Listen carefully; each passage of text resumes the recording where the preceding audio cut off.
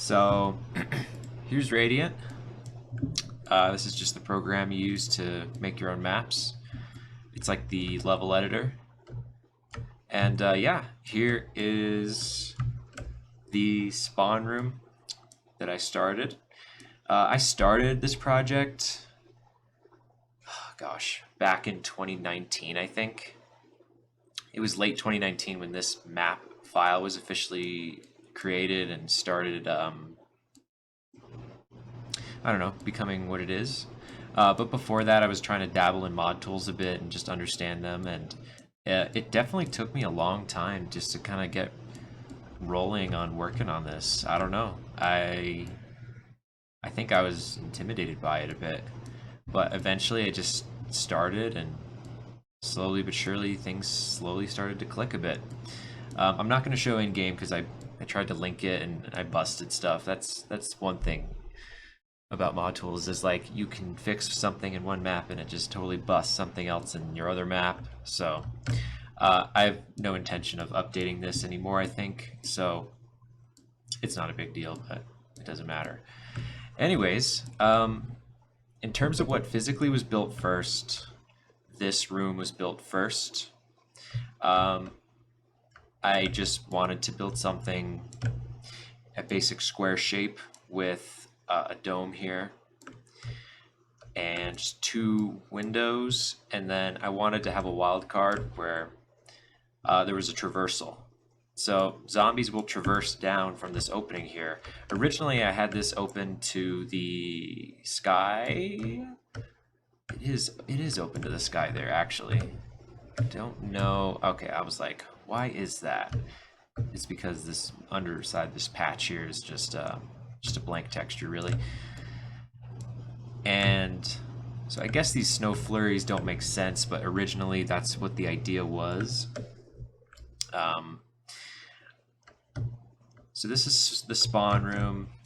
I'll talk about perks in a little bit, but after the spawn room, I just had 2 basic windows and zombies would come in from them, and I had an M14, and that was that. I knew early on I wanted to do Black Ops 1 weapons just because it's my personal favorite. And so someone by the name of Sky on ModMe has all of the Black Ops 1 weapons, including multiplayer ones that aren't typically in zombies, and they all work great.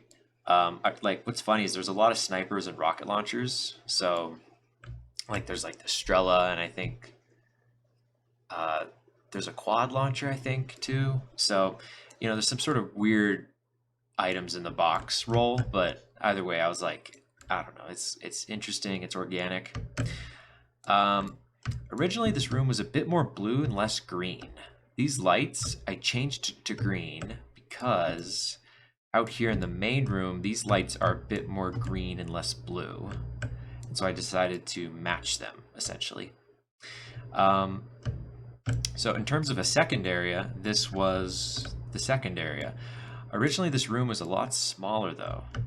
It served less as a main hub and more as a transition area. And so the wall was probably, you know, this main wall, this power switch has always been in this room. I've always intended for it to be, but the wall was a lot closer. And for the longest time when I was, you know, working on this, I just hated this room. I hated the way it functioned. So I thought, if all else fails, I'm just gonna make it larger, and I just have to deal with that. If that's what it takes to make me happy with it, I'm just gonna expand it and make it huge. And I did. And this room has grown a lot on me. At the same time, there's a lot of things I dislike about it. For example, sort of the basic structure of it is it's just a square. There's really nothing exciting about it. There's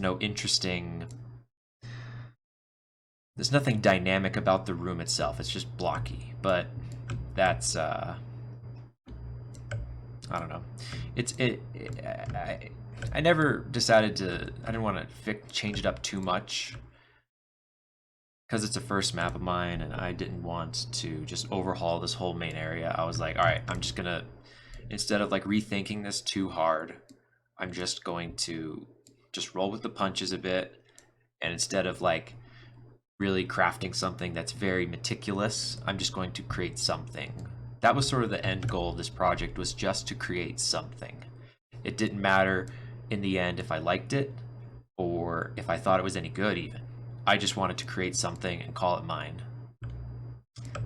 And you know, that's hard, but in the end, this map is rough. It's really rough, but I like it in a lot of ways. I think there's a lot of interesting ideas I had going with this map that people just genuinely don't like, and I'll talk about those in a minute. I'm just going to run through the geometry of these rooms for a bit. This was built second. Originally, there was a door here when the wall was here, and it led you down these stairs into this room. This room is a room I've always liked. This room has always had these 4 pillars, square design, and it included this whole section too. Originally, I wanted dirt here, but early on, I just didn't know what type of texture to use to make it look appropriate. I could totally do that now if I wanted to, but it's always stuck with the block.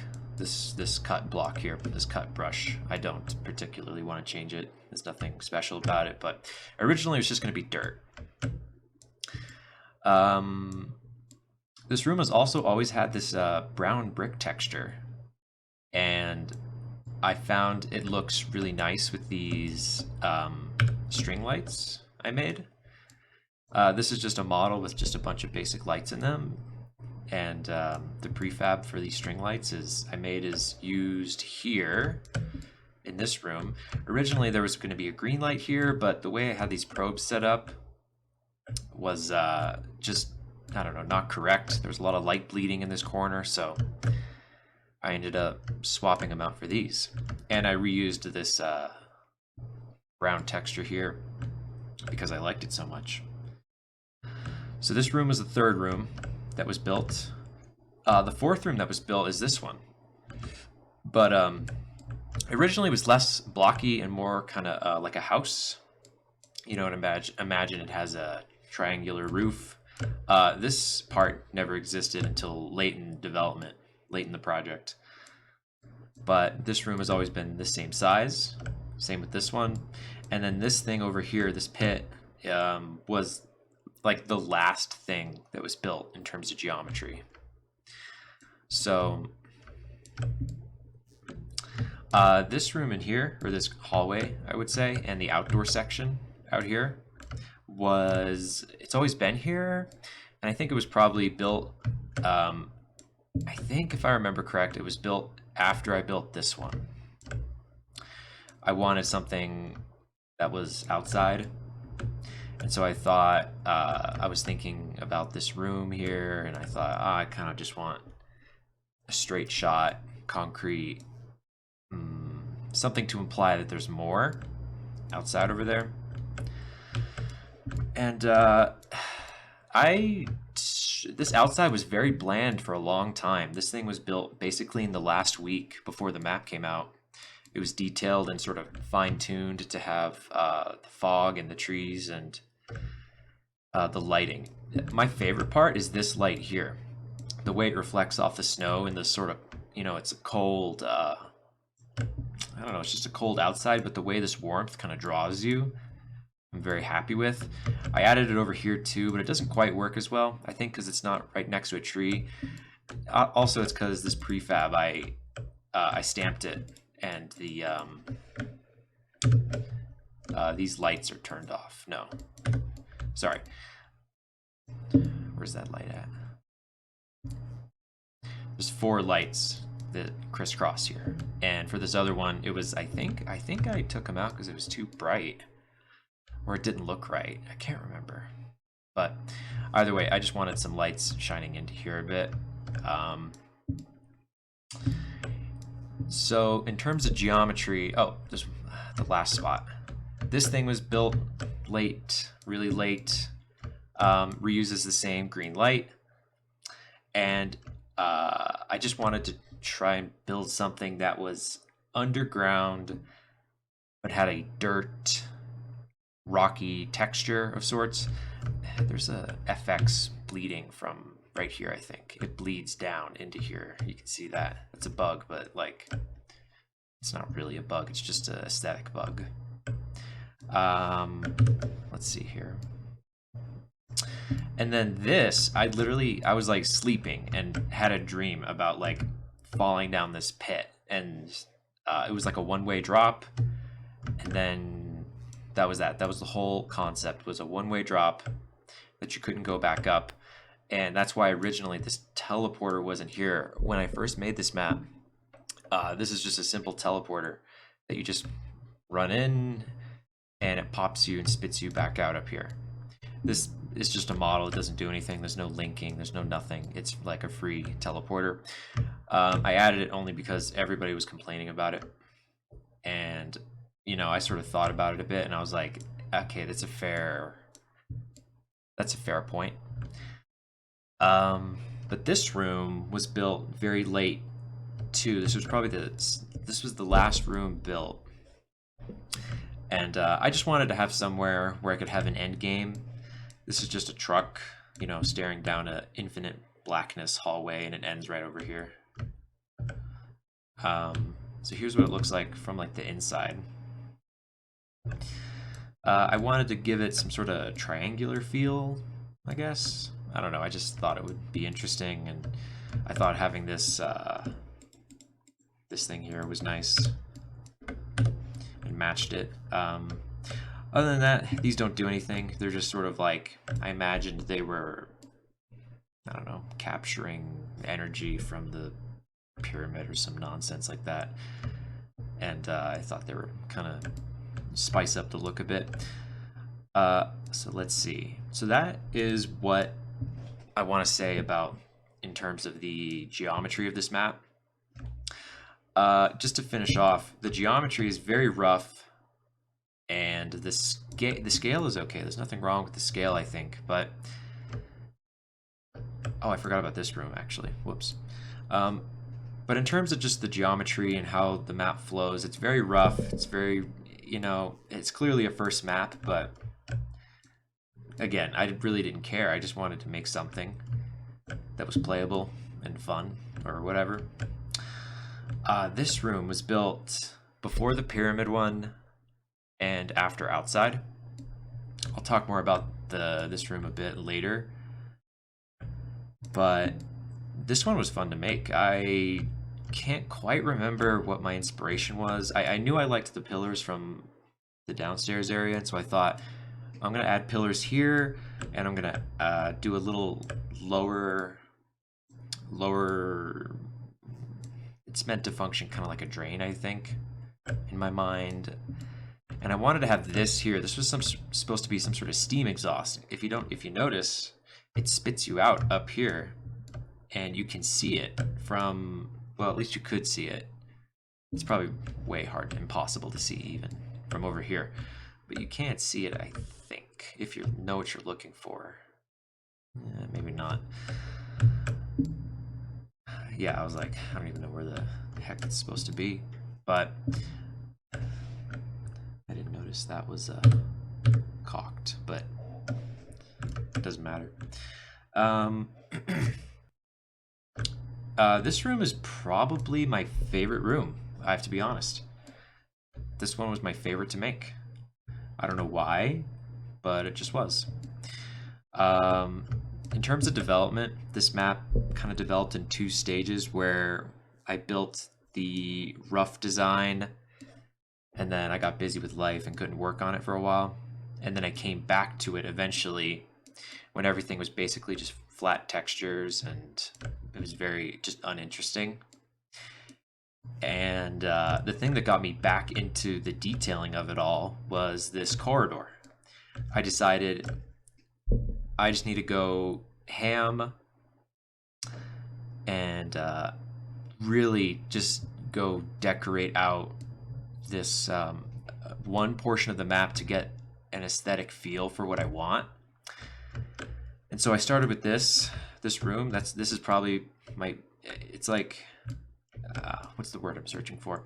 This hallway is like sentimental in a weird way because it like really pushed me to finish this map once I finished this.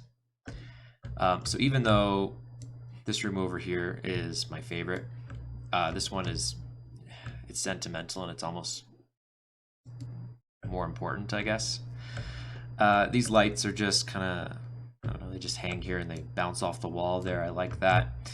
I like the electric effects. I unintentionally realized that like when I designed this, players will come out of here. And, you know, it's like something, so the idea I had going with this was players exit here and they, let's see, what am I looking for? Here's what the power off looks like. So their eyes are meant to be drawn to this, which is, you know, it's welcoming, it's bright, and obviously you can't see what's here, but the idea I had was it's bright and welcoming, and they're going to naturally want to go through this to reach the larger outside area, and then it's very like, okay, this is safe, it's outside. Other than that, I have the power switch lit up by a cookie light over here, and this red button has a slow flicker just to indicate that there's a wire that will take you downstairs here. This AK-47, this brush moves when you buy it, and you have to jump or slide, I think, to grab the AK, which is I don't know, I thought it was unique. The only other weapon in this room is the stakeout. In this room is the MPL and M14, and I forgot about this one. I decided to have split spawns for no reason at all, other than I thought it was interesting. People originally thought that this was a bug, that you could spawn down here and not get back up here, but that's not an issue. There's traversals here, and zombies that spawn in this area can traverse down originally through this hatch here. This brush damages you. Originally I wanted to experiment a lot with damaging brushes, but I found that they kind of just were more annoying than useful, so I wanted to keep the idea but have it in a spot that nobody would ever use more than once, which was like this spawn room with the Olympia in here and this other stuff. And the only other spot that I used damage, originally I had damage set pretty high, so it was very punishing for players to touch anything that would hurt them. Eventually I was like, okay, this is just too annoying, I need to tone it down a bit. The only other spot that does that is here in this like steam vent spot. The steam effects got messed up when I was like trying to add more effects to my library from like Harry BO 21, I think, or something, and I had to swap them out for these. The original ones looked a little cooler in my opinion, but it doesn't matter. There's a perk spawn in here, and I guess now's a good time to talk about perks. The way I originally had them set up was they would all be random, and I have all of the standard perks: Jug Stam, Speed Mule, Double Tap, and that's Deadshot there, you can't tell. And Quick Revive, they would all be randomized. So there was a spawn, I'm lost. So this counted as a randomized spawn, and eventually, the reason I permanently put Quick Revive here was just for,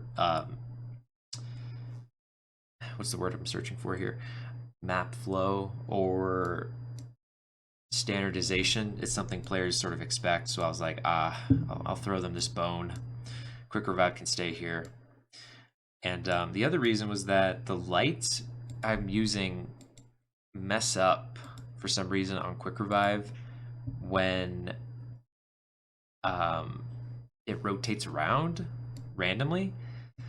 So I think you'll notice if when you spawn in, the Quick Revive lights look kind of pale, and then when you flip the power and come back, they're way more vibrant and bright.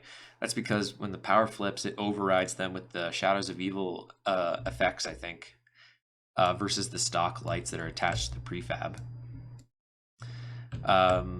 So quick revive's permanently there, but all of the perks are randomized. There's a randomized spot down this hallway that's inaccessible, and players seem to. This is a buggy. Sorry, this texture is not meant to be here. I just didn't align it right, and I just gave up and don't care. Players, a lot of videos I saw, people thought they could get in here, but I tried to make it very obvious, like it's behind a window barrier and it's down a big hallway. You can't get there, and zombies will spawn around these corners, and they can't. You can't get to it. So every game, there's a chance that like Jug is back here, or I don't know. Most of the time, it's like Deadshot and no one cares, but. The idea is like occasionally it's something you do care about, and it just forces you to play differently. And that was the only idea I had behind that. But I decided Quick Revive was not one I wanted to do that with. Other than that, there's a spawn in here. Players have to damage themselves to go in, but it's like, it's very minimal. You have to stand in there for like a long ass time just to even down yourself. Let's see, there's a spawn there. This was a very last minute build here because the way the perks work is they have this like permanent clip that extends infinitely above and below them. So with verticality, like I have unintentionally in this map, if I had a perk say spawn here, everything above and below it would be clipped, and then zombies would not be able to walk through here. The nav mesh gets messed up. So I created this little hallway here just, you know, because there's nothing for players to walk under over here. And so it's just an easy fix for a silly problem. I think that's about it. I have to say anything about perks. No, actually, here's some behind the scenes stuff. Originally, I had a lot of BO4 perks in this map. I had, let's see, Time Slip didn't work. Dying Wish worked. PhD Slider worked, and you know, Bandolier Bandit and all these other things this guy on ModMe made, and they were pretty decent and pretty faithful. They were a bit I don't know. In my opinion, they just felt way overpowered, and they felt kind of janky. And it's no disrespect to this person at all, but I just chose not to include him in this map, so I just commented them out of the Wonder Fizz machine. Originally, when I took them out, I also took out the Wonder Fizz because I didn't. I was happy enough with my sort of core 8 or 6 perks just being randomly generated around the map. But eventually, I added this back in to allow players to get Widows and Electric Cherry and the unaccessible perk down the hallway. And I wanted it to be, I put it down here specifically so that way if players came down to work on the viable ending and they went down, they'd have a chance of getting perks back, and it wouldn't be too punishing. But in the end, I added this simple teleporter, and everything loops up together, so all the perks are accessible. You just have to do a full circuit, and you just can't buy whatever's down here directly. So that's what I have to say about that. So yeah, perks are complicated, and it's hard to choose what you want, but I decided to kind of keep it simple and just go with the ones that are stock BO3. I could have had more, and maybe people would have liked it more, but it felt way overpowered, and I just kind of didn't like it. The only other choice as far as perks go is I gave players 6 perk slots instead of 4, just to account for Jug and Quick Revive being crutch perks, so that way, you know, they still have the fun of playing custom zombies and getting more of the normal perks, but it would still limit them to like 1 or 2 that they wouldn't buy anyways. So I don't know, dude. Nobody's complained about that, but people have complained a lot about certain things about my map, and I'll go over those in a minute. But the only other really interesting thing that I was really excited to have in my map was, you can't tell, there's Gobblegum Machines. There's 3 of them. One of them is here, One of them is outside, kind of by this fence, and one of them is in this room, in this corner. And it was this guy made these really cool gum machines. He was the same guy who made the Lost and Found script. And I don't know if it's a script or whatever, but he did all the work for the widget and things too. And it was literally exactly what I wanted. It had mega gums all the way down to regular gums, and you could set the price. You could have all the machines active. You could have one active. You could have it rotate. You could do a lot of things. You could limit the number of spins. They could have infinite spins. So I went for a 3 gumball machine model with all of the gums in it because it's fun and I don't really care. Along with that, the start price was 1,000, and then I think it goes up to 2,000 for a second spin in a round. The only reason the prices are set really higher than normal is because it has like Perkaholic in it and all these other things, which are very overpowered. And you know, I'm all for fun, but I had to adjust the price even a little. Other than that, it moves around just to give some gameplay dynamic. I could have had them all turned on at once, and if I had a larger map, I would do something like that, I think. But I would keep the prices, I imagine. And that's it as far as... I forgot to talk about Pack-a-Punch. That's it as far as perk machines go. I added Pack-a-Punch. It was always intended to be outside here, and I always wanted it behind some sort of fence. Then it was like you would come outside and you'd see, oh, Pack is right there, and it's in the water. The water probably slows me down, or it probably does something or hurts me. All it does is slow you down. That's it. And it's pretty, you know, it's like it only slows you down like basically here. I tried to keep it pretty tight. And other than that, there's slick clips around this area just to make it so players can't camp over here and have, because let me think, the trigger slows down zombies too and players, and I didn't want players to come up here and just camp this. I still wanted to keep this sort of bowl design, but preserve the idea that you can only go in the middle section. Other than that, there's a buildable shield, standard 3 spawns per part, and there's a buildable table. I'll show that in a minute.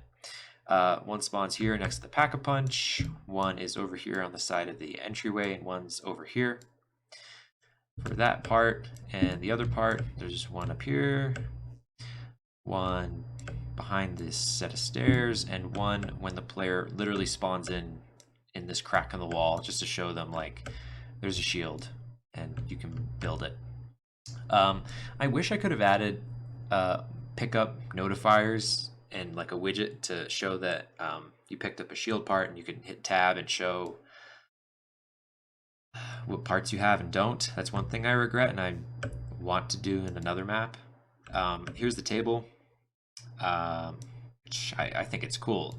I don't think it obviously doesn't look like the original one, but like I don't care, dude. Like it looks cool. You know, it's awesome.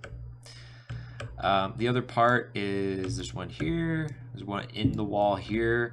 I probably could have done a better job of lighting this a bit, but because it's kind of bland. And then there's the other part is over here in this little furnace thing. Other than that, mystery box is standard. It has a random start location, so it'll spawn randomly at any of the locations. There's one in here, one in the main room, blah blah blah. All right, let's talk briefly about things people did not like about the map. The first thing that everyone hated the most was that you could not manually reload. Originally, I thought maybe somebody would know, or basically, if any of you remember, back in I think Advanced Warfare, either in the multiplayer or the zombies, I can't remember, but if you double tapped your reload button quick, you would reload twice as fast but drop your ammunition. So I wanted to basically have that, and I just don't know how to do it, or I haven't found anyone who does. So my way of limiting the reload was very synthetic, but I found it was It was easy, and it's not that I don't want players to reload. I want them to be punished for reloading too often. That's what I wanted. So I wanted it so that if a player reloaded at all and they still had like 20 bullets left, that it would subtract those 20 bullets. It wouldn't fill back up in your reserve. And if I had done that, people would have been like, nobody would have noticed. I guarantee it. Nobody would have known. So because I restricted it very artificially to the fact that you can't reload when you hit the reload button, you only reload when you're out of ammo. Um, it made the game flow kind of strange, and a lot of people really didn't like it. And I find it kind of strange and weird, but at the same time, it's kind of charming in a weird way, and I don't regret leaving it in. Other than that, I added in this main room 3 buyable debris. These debris, all they do is open up the room for more training. That's all it is. Everybody who played it and bought them like literally thought I was trolling them. It's not a troll. It's more training space. People forget in the map classified, if you stayed at Area 51 for 4 rounds in a row, the debris would open up and you would be able to train more. That was sort of the idea and inspiration behind this, and if I could add that again, but in the way Classified did it, I would. The easier, more straightforward way for me to do it was just to have them just be buyable. So, when it opens up, the nav mesh opens up, zombies can run through this, players can run through this, and it's very sort of like, I'm opening up the area. I'm spending money to train easier, and people just didn't seem to get it, and that's fine. I don't hate them for not understanding, I guess. So all I did was I removed the trigger for this buyable, and there's another one right here. I just removed them. People didn't like it, so fine. You can't do it anymore. I left this one just for no reason other than, I don't know. I couldn't bring myself to just remove all of them. I left one. Those are the 2 major things people didn't like. The only other things people did not like was that originally when you dropped down here, you could not go back up. So, and I heard them loud and clear, and I was like, okay, fine, I'll add a teleporter. I added a teleporter day 1, I think, afterwards, and problem was solved. Easy peasy. Other than that, what else do I want to talk about? These doors were quite fun to make. They're prefabs, and you can make prefabs rotate like regular doors with a combination of brushes and models, which I figured out how to do way late into this project, which is fine. They were fun to make. They don't line up quite right, and I don't care. But they were fun to make, and they're way better than stock doors. That's all I'm going to say. Other than that, this here, I was really struggling to figure out how to build this. On Knocked, on the BO3 remake, they have a lot of this where they have like these really high detail models intersecting with just regular brushes, and then they have detailed textures over them, and they fade and blend really nicely. So I tried to replicate that here, but I don't know, it was really hard, and I just couldn't quite get it. But so I don't know if I'm like missing something or just forgetting something. I don't know. Either way, it's fine, and I decided to just leave it in. I think the lighting is a bit odd the way I have it probed, but either way, I left it in just because I thought it was interesting. I added 2 traps from Harry BO21, I think. There's this electric trap here, and there's a fire trap right here in this room. That's it. I just added them because they were cool and they worked, and yeah.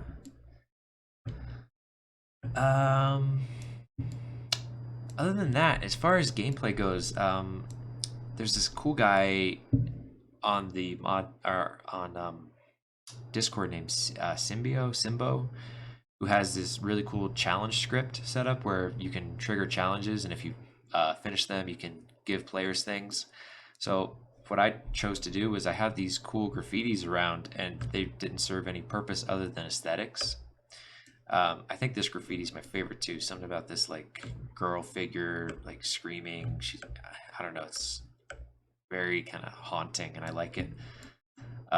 So there's, I don't know how many graffitis around. There's one up here for knife kills, and if you finish it, it gives you a random free perk.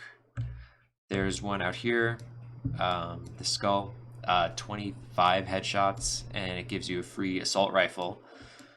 One of 3 good ones, too. This one over here is 15 grenade kills, gives you a power-up. And this one over here is if you pack a punch 5 times within 5 minutes, it'll give you monkey bombs. And all of these are player initiated. You have to go up to it and then accept the challenge. It doesn't tell you what the... Or wait, maybe it does, actually. I don't know what the hint is. I think... Either way. That one does that. This one over here gives you a power-up as well for repairing boards. And the one way down here gives you either a ray gun or a wonder waff for getting 300 kills, I think. Other than that, I added a buyable ending because I really hated buyable endings for the longest time. I thought they were kind of cheap and weird, but yeah, kind of over the years, I've just kind of accepted that they're just kind of a weird staple of custom zombies that give it a definitive end, and that's not bad. And if players want that, then I can give it to them.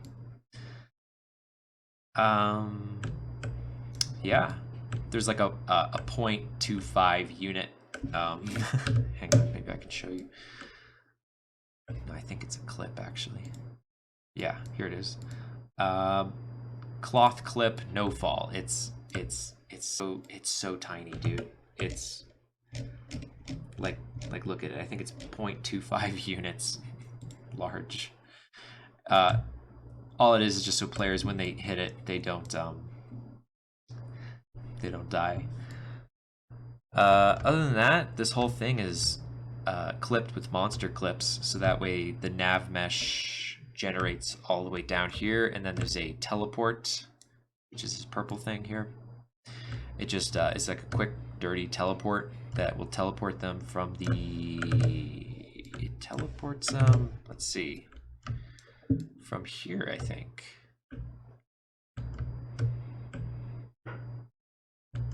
Maybe it's up here. Did I put it up here? I didn't think I did. I have another one coming back over here from the bottom. I don't know. I can't remember now. Other than that, this map is pretty small, all things considered. It's not huge. It's not tiny. My biggest goal was just make something and make it not a one barrier challenge zombies map. No texture, Andy, nothing works. No perk jingles, no lights, no nothing.